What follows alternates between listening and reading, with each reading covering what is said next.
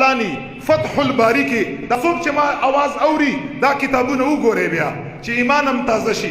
امام سیوطی الحاوی للفتاوا کې، امام زاهبی میزان الاعتدال کې، امام طبرانی معجم الاوسط کې، امام حیثمی مجمع الزوائد کې، مسند بزار، امام مسند بزار، دا تقریبا مارتا اوه کتابونه وخودا.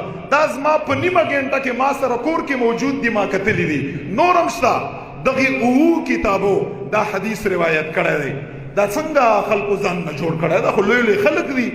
حدیث واورئ، دا حدیث تاسو ته اوسه پورې چا نه بیان کړی، خو په مونږ کې غیرت دی. الحمدلله مونږ خلکو ته بیانو.